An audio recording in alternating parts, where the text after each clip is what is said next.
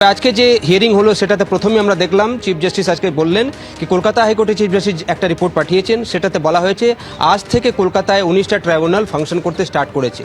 দ্বিতীয় ফ্যাক্ট যেটা এলো সুপ্রিম কোর্টের কাছে সেটা ছিল কি আমরা জানি কি 27 লক্ষ নাম বাদ গেছিল অ্যাডজুডিকেশনে যখন লজিক্যাল ডিসক্রিপেন্সি কেসগুলো ডিসপোজ অফ করেছিলেন জুডিশিয়াল অফিসাররা, কিন্তু আপিল ফাইল হয়েছে কত?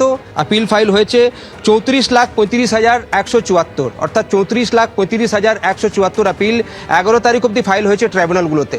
সেক্ষেত্রে যত সংখ্যক মানুষকে বাদ দেওয়া হয়েছিল অ্যাডজুডিকেশনে তার থেকে বেশি আপিল ফাইল হয়ে গেছে অলরেডি ট্রাইব্যুনালগুলোর কাছে। 11 তারিখেই যে পরিসংখ্যান আমরা দেখি সেটাতে 34,35,174। সেক্ষেত্রে যারা 11 তারিখ অব্দি ফাইল করেছেন ট্রাইব্যুনাল, আজ থেকে ট্রাইব্যুনাল কাজ স্টার্ট করছে, তারা কি ভোটে অংশ নিতে পারবেন?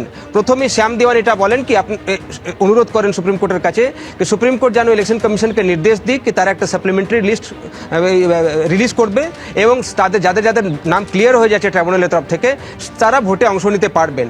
তখন ইলেকশন কমিশনের তরফ থেকে আপত্তি করা হয় কি তারা এইভাবে করতে পারেন না।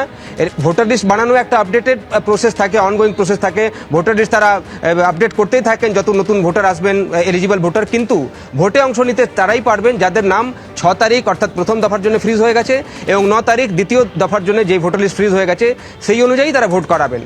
তখন সুপ্রিম কোর্ট তাকে বলে কি কিন্তু তাদের কাছে তো একটা পাওয়ার রয়েছে 142-তে, যখন তারা হিয়ারিং করছেন তারা তো এরকম অর্ডার দিতেই পারেন। তখন ইলেকশন কমিশন বলে কি হ্যাঁ আপনারা এরকম অর্ডার দিতে পারেন, কিন্তু তারা নিয়ম হিসাবে বলছেন তিনি কি ভোটার লিস্টে তারা যুক্ত করে দেবেন তাদের নাম, কিন্তু এই ভোটে তারা অংশ নেবেন না। যেহেতু যে নিয়ম রয়েছে ইলেকশন কমিশনের সেটাতে বলাই আছে কি নমিনেশনের লাস্ট ডেট হলো যেদিন ভোটার লিস্ট ফ্রিজ হয়ে যায় এবং সেক্ষেত্রে নতুন ভোটার ভোটিংয়ের সেই ভোটে অংশ নিতে পারবেন না। তখন কল্যাণ বন্দ্যোপাধ্যায় একটা নতুন যুক্তি রাখেন, তিনি বলেন কি অন্তত একটা ডেট দিয়ে দিন যেখানে ধরুন 23 তারিখ ফার্স্ট ফেজে ভোট রয়েছে, সেখানে 20 তারিখ অব্দি যে নামগুলো ক্লিয়ার হলো সেটা যেন ইলেকশন কমিশন অ্যাড করে নেয় ভোটিংয়ের জন্য এবং সেক্ষেত্রে অনেক লোকের রিলিফ হবে। তখন সুপ্রিম কোর্ট বলে কি আমরা এত ট্রাইব্যুনালগুলোর উপর চাপ দিতে চাইছি না, আমরা চাইছি ট্রাইব্যুনাল যেভাবে ফাংশন করবে আপনারা যে যুক্তি দিচ্ছেন অন্য দিক থেকে অন্য ধরনের একটা যুক্তি আসতে পারে। সেক্ষেত্রে তারা এই মুহূর্তে ব্যালেন্স করার চেষ্টা করছে দুপক্ষকেই।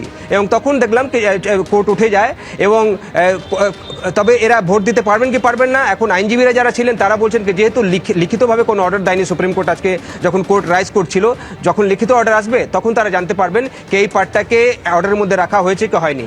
দ্বিতীয় একটা মামলা ছিল সুব্রজিৎ, সেটা ছিল মোথাবাড়ি কেসটা নিয়ে। সেটা নিয়ে এনআইএ রিপোর্ট জমা দিয়েছে আজকে, কতজনকে অ্যারেস্ট করেছে, সাইট ভিজিট তারা করেছেন, সেখানকার সিসিটিভি ফুটেজ নিয়েছেন, কাদেরকে তারা জিজ্ঞাসাবাদ করেছেন সেসব নিয়ে তারা রিপোর্ট দিয়েছেন। এবং আজকে এটাও জানিয়েছে এনআইএ সুপ্রিম কোর্টের কাছে যে রাজ্য সরকার সহযোগিতা করছে, সব ধরনের সহযোগিতা তারা রাজ্য থেকে পাচ্ছেন। তবে সুপ্রিম কোর্ট আজকে আবার নির্দেশ দিয়েছে তাদেরকে কি আপনারা এর পেছনে কারা কারা ছিল তাদের ভূমিকা তদন্ত করুন। তারা চাইছেন কি যারা যারা পলিটিক্যালি কানেক্টেড ছিল এই বিক্ষোভের বিরুদ্ধে বা জুডিশিয়াল অফিসারদের উপর হামলা করার জন্য তাদের বিরুদ্ধে যেন ব্যবস্থা নেওয়া হয় সেটাও দেখার জন্য নির্দেশ দিয়েছে সুপ্রিম কোর্ট আজকে এনআইএকে। পরবর্তী হিয়ারিং কবে হবে আমরা বারবার দেখছিলাম, কেউ চাইছিলেন কি সোমবার করা হোক, কেউ চাইছিলেন কি 23 তারিখ যেহেতু ভোট রয়েছে তার আগের ডেট দেওয়া হোক। সুপ্রিম কোর্ট আজকে খুব সম্ভবত আগামী সপ্তাহের ডেট দিয়েছে, কিছুক্ষণের মধ্যে আমরা জানতে পারবো যখন অর্ডারের কপি আপডেট হবে ওয়েবসাইটে কি নেক্সট ডেট অফ হিয়ারিং কি হতে চলেছে। এবিপি আনন্দ এগিয়ে থাকে, এগিয়ে রাখে।